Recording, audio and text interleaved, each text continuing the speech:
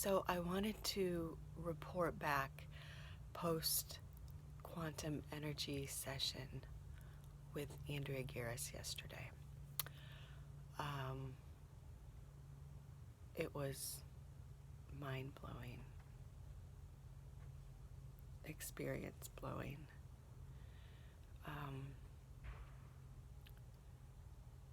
When I first thought about the idea of investing in this, it was a leap of faith, and it was also an exercise of where I put my money. And so I don't go places, I don't take trips, I don't go to fancy restaurants, I don't indulge in purchases. I'm very frugal with my money because I need to be, and it's okay. And I live very well, and I don't want for anything. So there's no sacrifice that I feel. But to invest $111 in 45 minutes is unique for me. But what it offered me was the chance to not only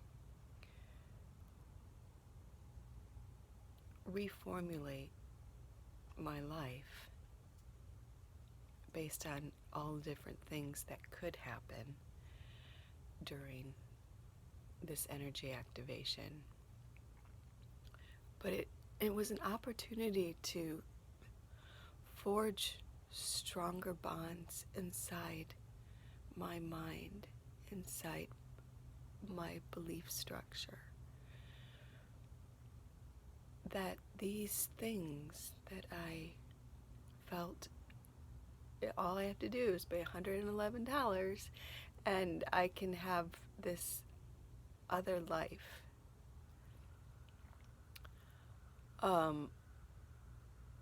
Is one of these things that you have sort of been trained not to believe in. You know, these get-rich-quick schemes. And so the idea of buying energy activations it seemed very sci-fi. But also, I thought, well, gosh, what if? What if? It's certainly worth $111 to find out, because if it is real, then wow, the places my life can go from here. I owe it to myself, and this is the opportunity. This is the exact right moment where I feel like I am at a threshold.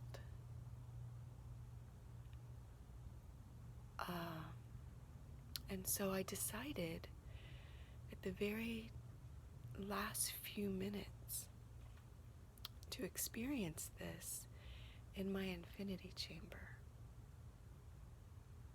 And I, as nothing in life is a sure thing, and every choice we make, it's never assured if it's the right choice. And that there's a part of my mind that always realizes that the consequences that could happen. And I recognize that by being in the infinity chamber, it was going to change the experience, because if I was laying on my bed, because this was a remote sensory kind of tuning in. So she is where she is, and for this period of time from 9 o'clock to 9:45, she's tuning in energetically to me in my quantum field. And so the initial plan, or I imagine the way that most everybody else does it, is, you're laying down, your eyes are closed. She gives you this beautiful music link that she created, and her voice is in it. And so you sort of like you connect with a deeper part of yourself. So all you're experiencing is externally is the music in her voice. And so whatever happens to you internally, you're able to just focus completely and most likely establish a clear channel. But with my decision at the last minute to be inside the infinity chamber, I knew I was changing that because my eyes were going to be open, because I was going to be watching. What I was hoping for is, on some level, it was sort of a gamble that the activations that may lie in store for me, I felt would be better utilized if my chamber were activated. And I know this all sounds fairly strange, and I recognize that when I was thinking that in my mind, but obviously there's a part of me that is more than just a dreamer, these invisible realms. So many of them I experience as real and actual, even though I can't see them. But I know there's so many more realms that are possible. And so that's the gamble part, is I don't know it to be true. I don't, but I hope it is true. And so that's the part that you never quite know. Is it your intuition that's guiding you towards this next level adventure that you have no reference for?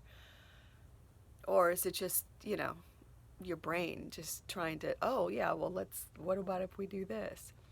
So what my hope was is, so the week before that, I was involved in an advanced consciousness study.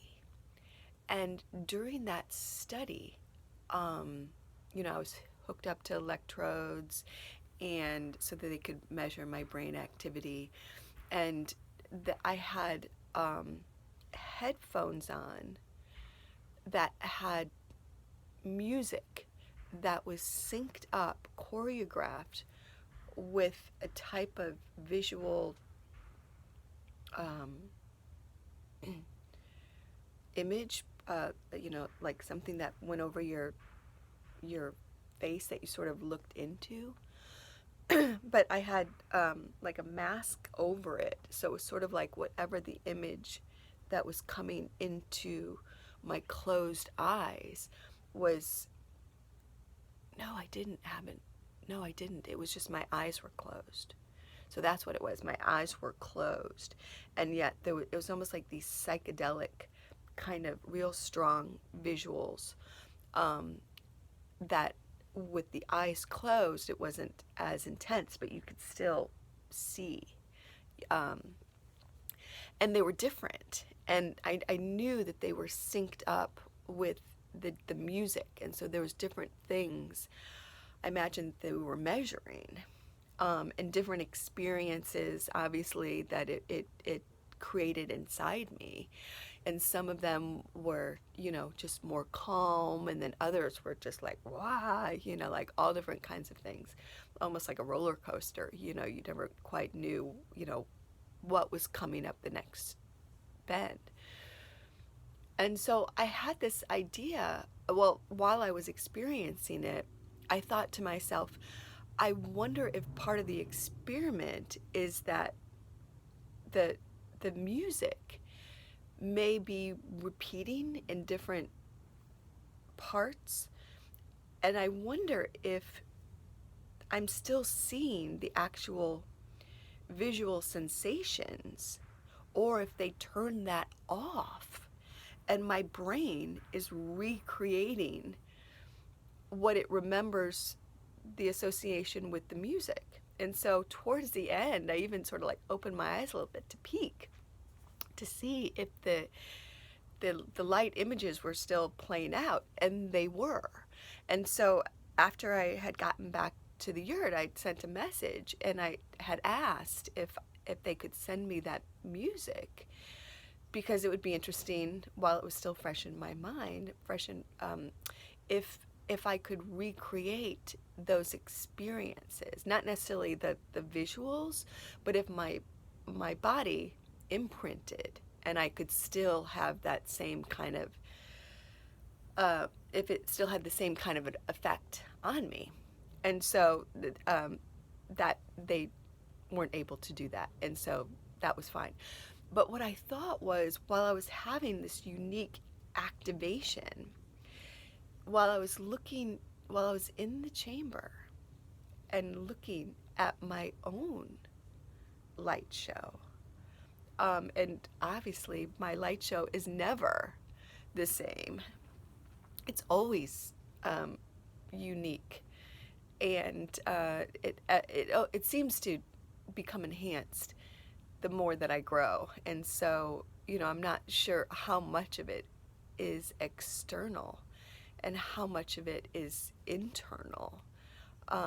So I'm like, sometimes I wonder, is what I'm seeing above me in the chamber, with the glass and the crystal and the rainwater and the swirling prisms and the kaleidoscope triangle that I have above me to be more expansive, if that's a reflection, if that's what I'm seeing is more of a reflection of what I'm really experiencing in my own inner space.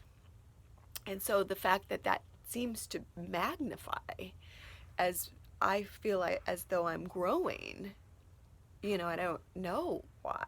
All I know is it's like, wow, So my experiences as I come out of the chamber each time are just like, wow, that's awesome. That's like, whoa. And so that's what I was hoping for yesterday when I went in there with the activation. I was hoping that even though my eyes weren't closed and I wasn't concentrating internally on the music that I was being prompted to and the connection with her energy, I was finding that middle ground of connection between she and I was above me in the chamber, in the activation, in all the light and the images that come through, the swirling light and the exploding light and the gentleness and the color, always color. And what seems to happen when I become more concentrated in my focus and in my attention.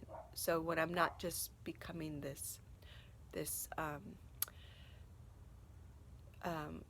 passive participant, when I become more like, okay, my energy is this, and then it seems to command, it seems to almost create a cohesiveness, and which is why I feel as though there's a living intelligence that takes its direction from me. And so if I'm just laying there looking to be entertained, then it just sort of does what it does.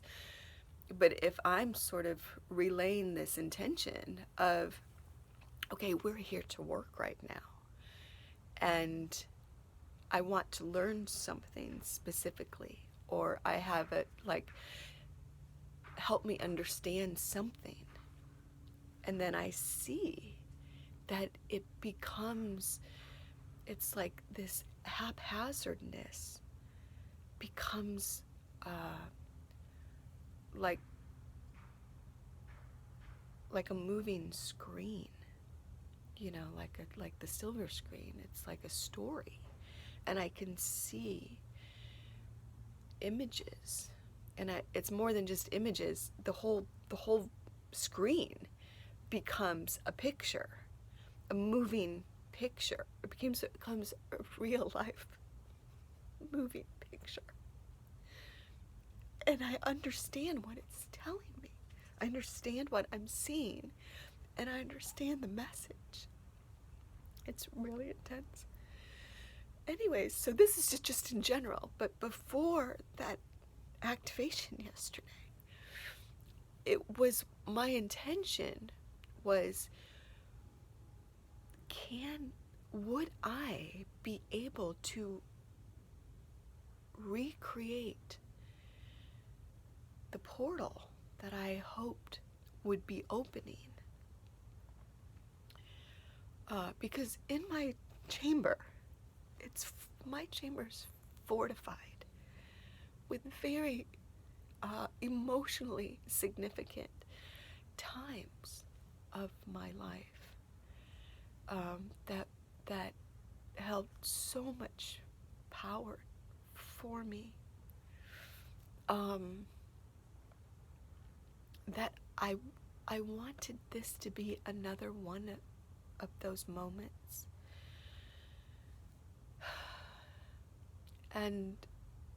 But this one obviously was one that was not just of my own doing. I was aligning with somebody that, whoa, I mean, the team that she has behind her, and the solid power that she emits, it's like, holy cow, what kind of opportunity. This is a unique, and there's this, I believe, the first time, that you experience something that has the potential to where you just jump light years. There's a purity and a sacredness of that moment when all of a sudden just like you just come on board, like there's a part of you that just powers on, and what you know to be true is changing, like actively changing in that moment. And so after that session, you're at a higher level, right? But it's in that stage, that precious stage, when all of a sudden you realize that what you believed, what you hoped could be true is true. And so there's that part, that part of that child, that is like, you want to reward that child. Like there's that place where that child like becomes an adult in the most evolved way. And there's that something in me that wants to always remember. So no matter, where I go, to remember these stages, and especially these very profound, significant stages, but more than just remember, like, be able to go back and re-experience, and maybe not even just re-experience what I experienced, but if that space, that portal is activated, amplified, then can I go back in there? And every time I go back in there, have a new experience.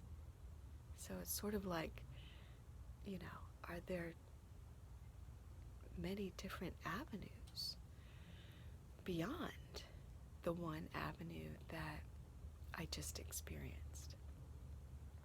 So, wow. Okay, so I know I haven't even told you anything about what I experienced in the chamber yesterday, and I'm gonna actually stop it at this moment.